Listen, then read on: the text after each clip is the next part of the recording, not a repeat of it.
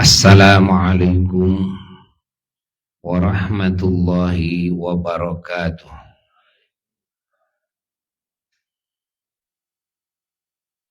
Alhamdulillah wa afdhalus salati wa atammut taslimi ala sayyidina wa maulana Muhammadin wa ala alihi wa sahbihi wa mawalah. Wala hawla wala quwwata illa billah. Amma ba'du fa ya ibadallah, usikum wa nafsi bitaqwallah faqad fazal muttaqun.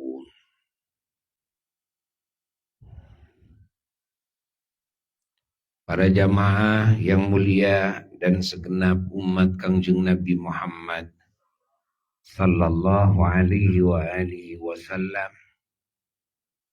dimanapun berada, rahimakumullah. Semoga Allah menjaga kita semuanya dari segala musibah, dari segala fitnah, dari segala penyakit dan wabah, dan dari kejahatan makhluk yang jahat, terutama dari godaan syaitan, dari kejelekan hawa nafsu, dari tipuan dunia. Dan semoga Allah subhanahu wa ta'ala menghujankan rahmatnya dan barakahnya kepada kita semua, menghujankan rizkinya dan nikmatnya, menghujankan hidayahnya dan taufiknya.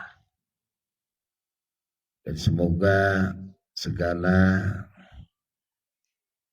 dosa-dosa kita semua diampuni oleh Allah, segala aib-aib kita semua ditutupi oleh Allah, segala hajat-hajat kita yang baik di sisi Allah dikabul oleh Allah.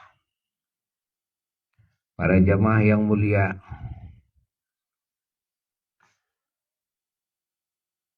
kita semua umat Kangjeng Nabi Muhammad sallallahu alaihi wasallam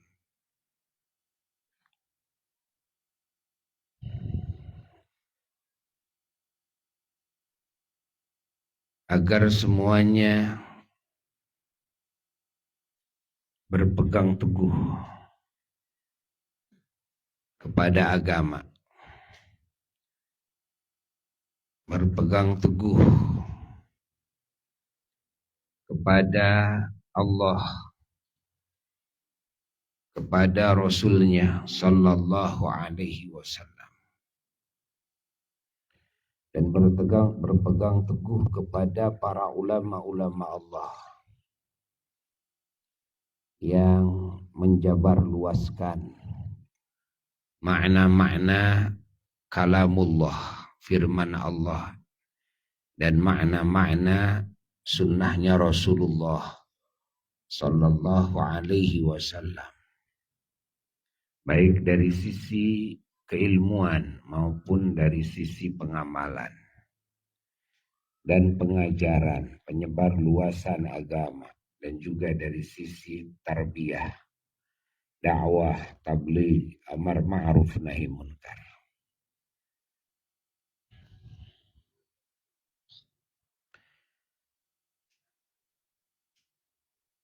Karena dengan berpegang teguh kepada Allah dan Rasulnya dan kepada ulamanya, kita pasti selamat. Dan kita semua pasti beruntung. Kita semua pasti bahagia. Kita semua pasti mulia. Baik dalam kehidupan di dunia maupun dalam kehidupan di alam barzakh, maupun dalam kehidupan di akhirat kelak, sampai negeri keselamatan, kebahagiaan, kemuliaan, keberuntungan yang hakiki dan abadi, yaitu surga, jannah. Dan di surga kita bisa berkumpul dengan seluruh yang beriman dari zaman Nabi Adam alaihissalam sampai hari kiamat. Kita bisa berkumpul dengan para nabi dan para rasul alaihissalam. Kita bisa berkumpul dengan para wali, para ulama, para syuhada, para salihin radhiyallahu anhum ajma'in. Kita bisa berkumpul dengan junjunan alam Sayyiduna wa Maulana Muhammad sallallahu alaihi wasallam dan ahlul baitnya yang Allah sucikan dan para sahabatnya yang Allah unggulkan dan para tabi'in dan para tabi'i tabi'in yang Allah muliakan. Dan di surga kita oleh Allah dipertemukan dengannya, yakni dengan Allah, diperlihatkan mata-mata ahli surga oleh Allah kepada zat Allah, dan diperdengarkan telinga-telinga ahli surga oleh Allah kepada firman Allah yang maha qadim. Disitulah tempat kebahagiaan yang tiada bandingannya, yang abadi.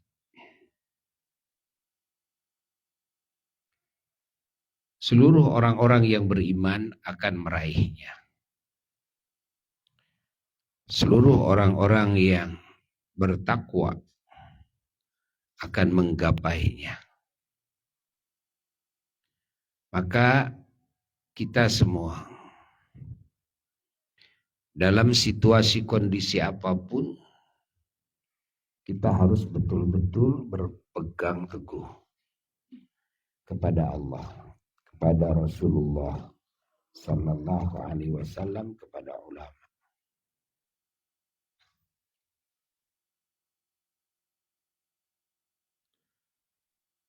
Berpegang teguh kepada Allah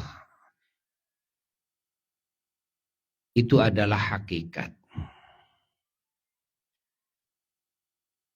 Adapun berpegang teguh kepada Rasulullah dan kepada wasilah, itu adalah syariat. Itu adalah faktor penyebab. Karena yang menjelaskan dan yang memberi contoh tentang firman Allah itu adalah Rasulullah sallallahu alaihi wasallam. Dan yang menjabarluaskan di setiap masa ya tentang kandungan firman Allah dan sunnah-sunnahnya Rasulullah sallallahu alaihi wasallam adalah para ulama-ulama Allah. Itulah yang kedua setelah Rasulullah sallallahu alaihi wasallam. Karena manusia tidak ada yang dikasih kemampuan untuk memahami kandungan firman Allah dan melaksanakannya, terkecuali setelah dijelaskan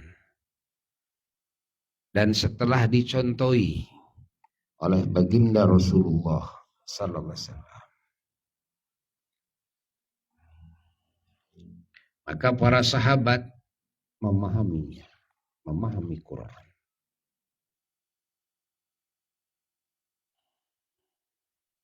Hakikatnya adalah kalamullah. Kedudukan sunnah adalah wasilah. Lalu Tidak semua orang memahami kepada sunnahnya Rasulullah Sallallahu Alaihi Wasallam, walaupun oleh Kangjeng Nabi sudah dijelaskan dan sudah dicontohi, tapi kebanyakannya manusia itu tidak mengenal juga kepada lautan ilmu sunnahnya Rasulullah Sallallahu Alaihi Wasallam, kecuali setelah dijelaskan oleh para ulama.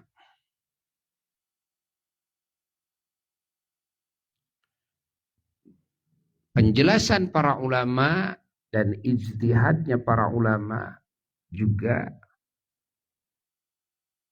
tidak setiap orang, bahkan kebanyakannya,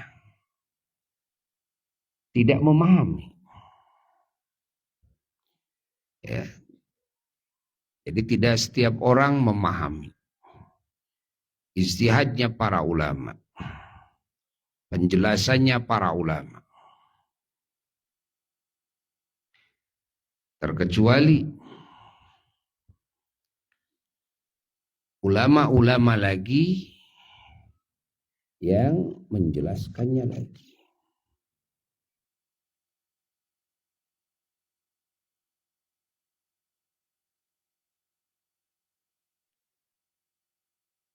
Di setiap negara, di setiap daerah,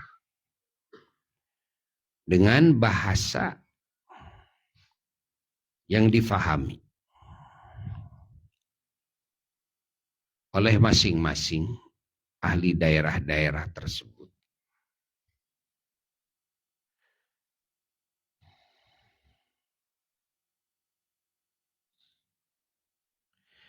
Maka di sini kita faham kalau kita diperintahkan oleh Allah harus taat kepada para ulama.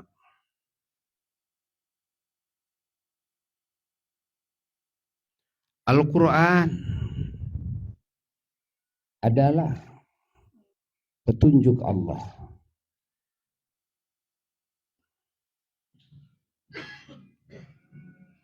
Pada hati manusia yang dengan petunjuk tersebut hati menjadi mengenal Allah. Dengan petunjuk tersebut hati mengenal kalamullah, firman Allah. Hati mengenal perintah-perintah Allah dan larangannya. Hati mengenal janji-janji Allah dan ancaman-ancamannya. Hati mengenal kepada kabar-kabar Allah tentang masa-masa yang lalu, tentang kejadian-kejadian di masa-masa yang akan datang, tentang hal-hal yang gaib, tentang hikmah. Dengan hidayah tersebut, maka hati mengenal cara muamalah, cara bergaul antara dirinya dengan Tuhannya. Cara bergaul antara dirinya dengan Rasulnya Sallallahu Alaihi Wasallam. Cara bergaul antara dirinya dengan para kekasih Allah. Hamba-hamba Allah yang agung. Para nabi, para rasul alaihissalam, para malaikat alaihissalam. Lalu para wali, para ulama, para syuhada, para salihin radhiyallahu anhum ajmain. Dan juga dengan hidayah tersebut hati bisa bergaul dengan sesama muslim. Dan hati bisa bergaul dengan sesama manusia. Dan hati bisa bergaul dengan sesama makhluk Allah. Dengan pergaulan yang agung. yang Allah ajarkan.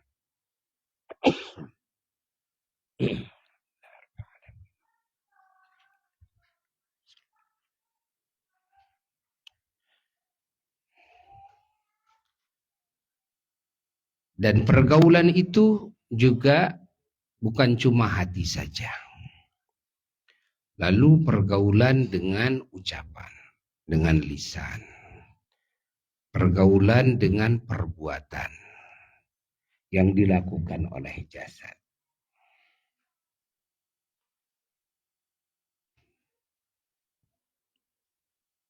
Dan dengan hidayah Allah, maka hati bisa mengenal hak,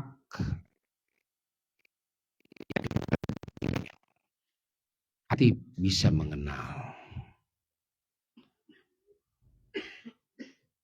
kebaikan dari keburukannya.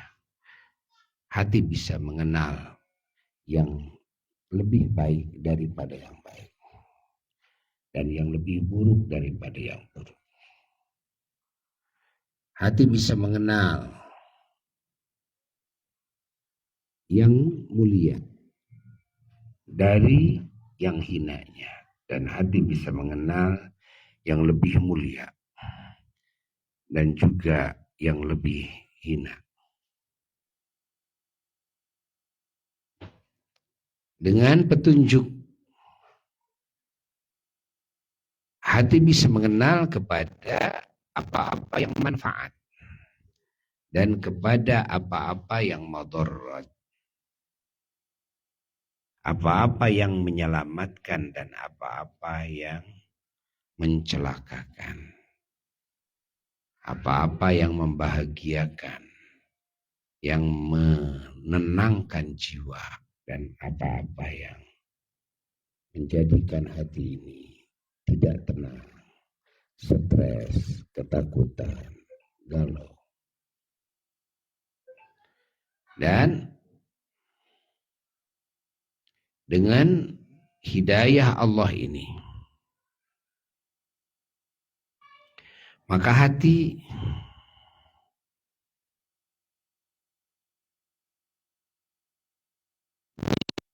pada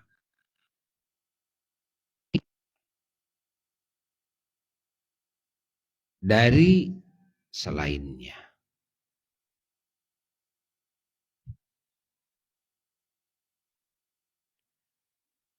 Maka hidayah Allah ini sangatlah mahal sekali. Hidayah Allah ini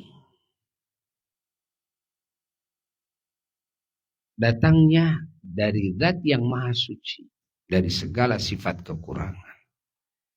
Zat yang memiliki segenap sifat kesempurnaan. Hidayah Allah ini maha sempurna. Karena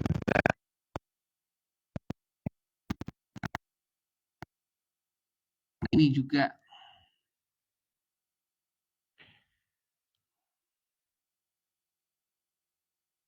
tidak Allah wahyukan pertama-tama kecuali kepada hamba-hambanya yang Allah agungkan, yang Allah sucikan, yaitu para utusan-utusannya. Setelah itu kepada manusia dan bangsa jin yang terpilih, yang Allah kehendaki, yang Allah takdirkan mereka menjadi ahli keselamatan, kebahagiaan, kemuliaan yang hakiki dan abadi. Merekalah yang diberi hidayah oleh Allah Jalla Jalaluhu.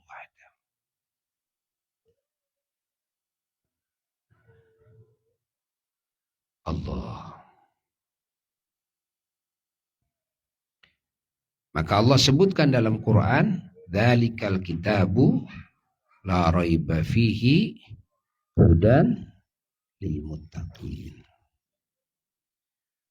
Makna hudan yakni petunjuk, hidayah lil muttaqin, bagi hamba-hamba Allah yang bertakwa.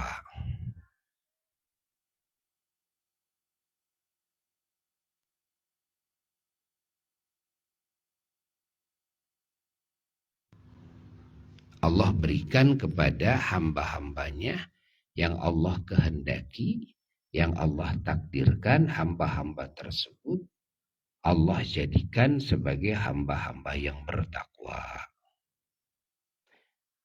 Adapun yang tidak ditakdirkan, yang tidak dikehendaki oleh Allah menjadi hamba-hamba yang bertakwa, maka Allah tidak kasihkan hidayah ini. Ya, karena Allah sudah menakdirkan, karena Allah sudah menghendaki ini hamba ini, orang ini dia tidak Allah takdirkan bertakwa. Dia Allah takdirkan akan jadi ahli neraka. Allah takdirkan akan jadi murkanya Allah, akan jadi azabnya Allah. Jadi yang Allah takdirkan akan menjadi azabnya Allah, menjadi ahli azabnya Allah, menjadi ahli murkanya Allah, ahli nerakanya Allah, maka di dunianya tidak Allah kasih hidayah. Allah tidak memberikan hidayah. Allah, maka kita jangan merasa senang, jangan merasa tenang ketika kita tidak ada dalam jalan hidayah. Jangan merasa tenang kita. Karena kita dikasih sinyal, dikasih tanda oleh Allah, tanda ahli siksanya, tanda ahli murkanya, tanda ahli nerakanya. Maka kekufuran yang Allah takdirkan kepada orang-orang yang kafir, kemusyrikan yang Allah takdirkan kepada orang-orang yang musyrik, kemunafikan yang Allah takdirkan kepada orang-orang munafik, kemurtadan yang Allah takdirkan kepada orang-orang murtad, ini adalah sinyal, ini adalah tanda bahwa orang-orang tersebut akan Allah jadikan sebagai ahli siksaan yang abadi, sebagai ahli murka yang amat dahsyat, yang abadi. Na'udzubillahi min dzalik. Tsumma na'udzubillah, tsumma na'udzubillah. Begitu pula orang yang di dunianya ditakdirkan oleh Allah, dia maksiat kepada Allah, ditakdirkan oleh Allah dia menentang aturan Allah, menyalahi aturan Allah.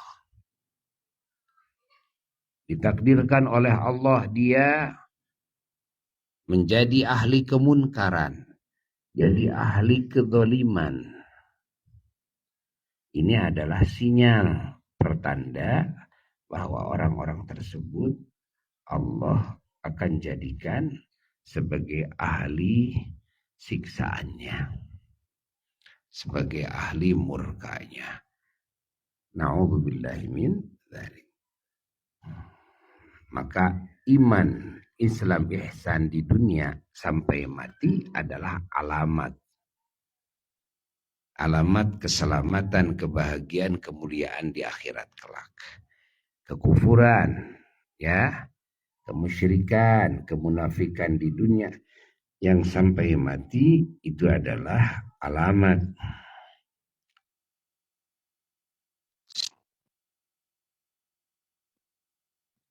kesengsaraan, kehinaan, kecelakaan yang abadi, yang hakiki. Na'udzubillah min dzalik. Allah. Begitu pula orang yang beriman. yang imannya di bawah mati tapi dia bermaksiat, dan ketika mati dia tidak keburu taubat. Ini juga alamat bahwa orang ini ya tetap akan menjadi ahli surga. Namun orang ini ada kemungkinan masuk neraka. Tidak pasti. Ada kemungkinan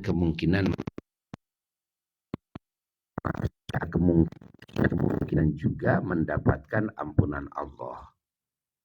Mendapatkan syafaatnya Rasulullah sallallahu alaihi wasallam, atau syafaatnya seorang nabi, seorang rasul alaihi wasallam, atau syafaatnya seorang ulama, atau syafaatnya seorang yang mati syahid.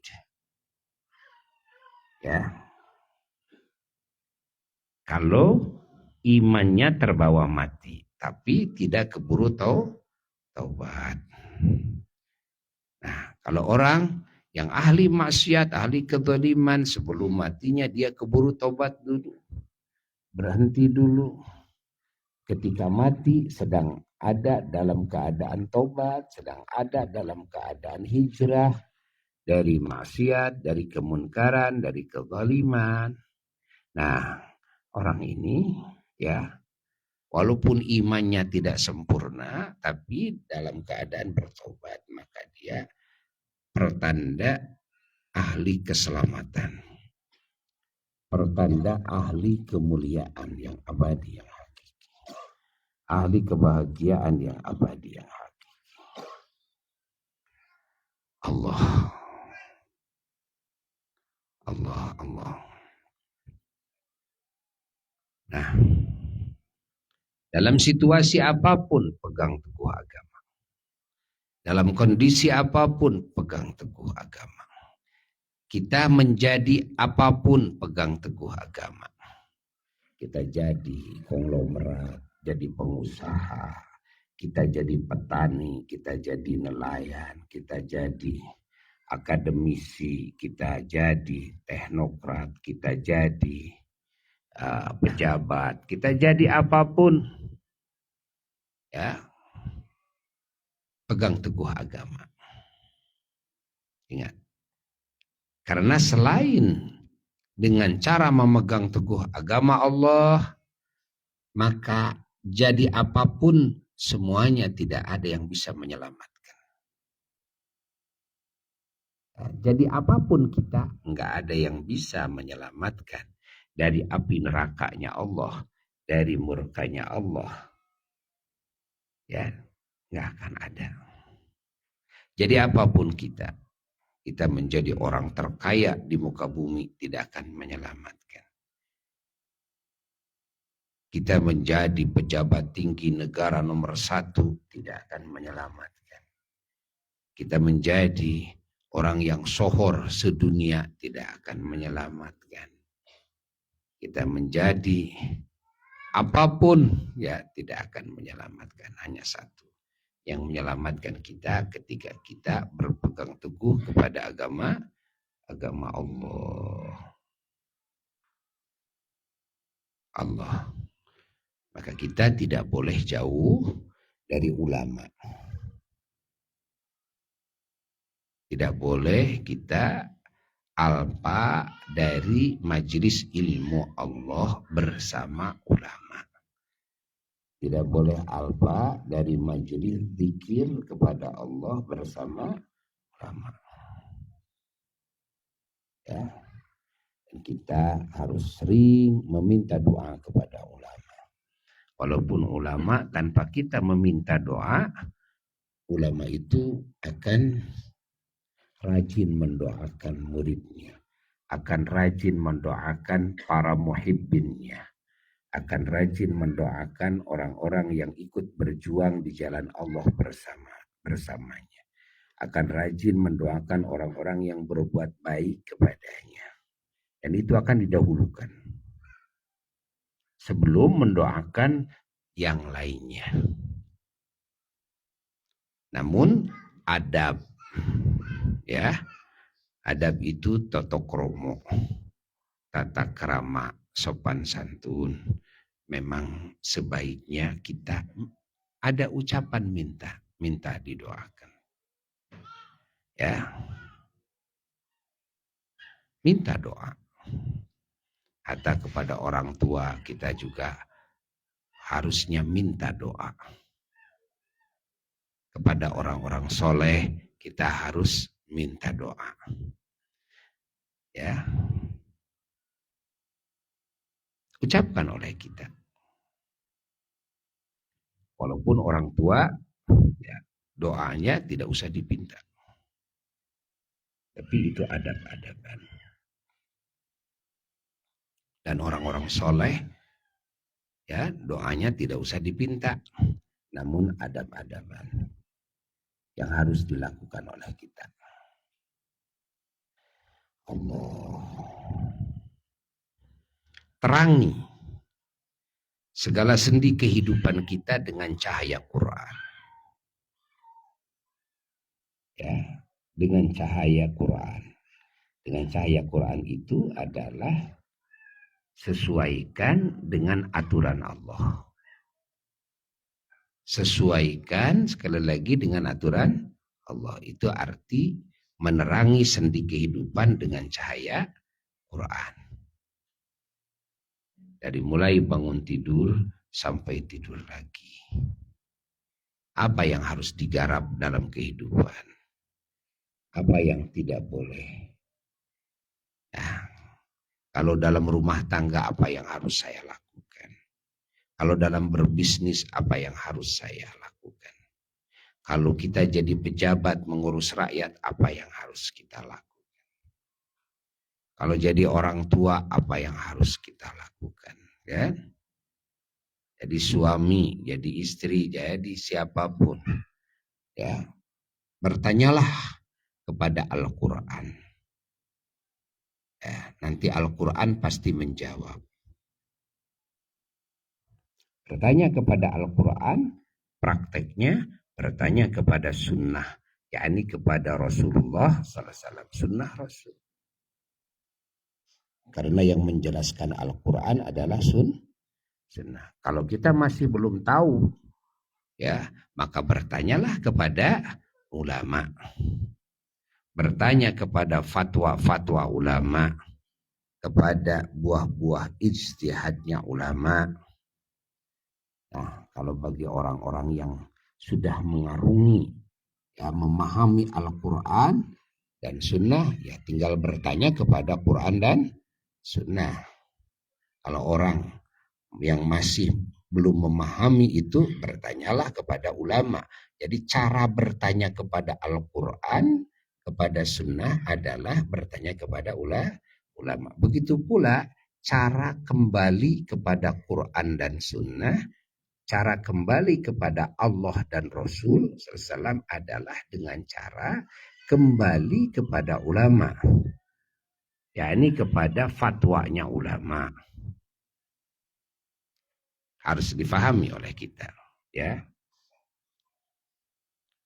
Fa in tanaza'tum fi syai'in, kalau kalian ada persengketaan, perselisihan dalam sesuatu urusan, maka farudduhu ilallah. Nah, kalian harus mengembalikannya kepada Allah dan kepada Rasulnya sallallahu alaihi wasallam. Kembali kepada Allah dan Rasul. Tapi yang kembali kepada Allah dan Rasul bagi yang sudah memahami Al-Quran, kalamullah, bagi yang sudah memahami sunnahnya Rasulullah SAW. Bagi yang belum memahami, bagaimana mungkin kembali kepada Al-Quran dan sunnah? Ya, maka bagi yang belum memahami, wajib kembali kepada ulama. Fatwanya para ulama. Itulah makna firman Allah, ya, dalam Quran, a'udzubillahi minasyaitonir rajim, bismillahirrahmanirrahim, fas'alu ahla dzikri in kuntum la ta'lamun. Bertanyalah kalian kepada ahli zikir, yakni ahli ilmu, yaitu ulama. Bertanyalah kalian kepada ulama. In kuntum la ta'lamun, kalau kalian terbukti tidak tahu, tidak berilmu.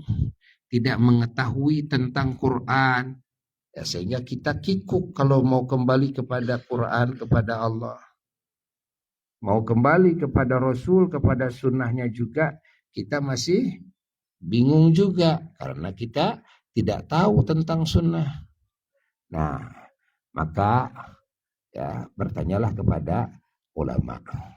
Kalau bertanya kepada ulama kan masih bisa. Karena ulama Allah tetap hadirkan di setiap masa. Ya, inilah perlunya kita selalu merapat kepada ulama. Kita harus selalu mendengar fatwa-fatwa ulama, harus taat kepada ulama. Semoga kalimat ini manfaat ya dan berkah bagi semuanya. Sirril Fatihah.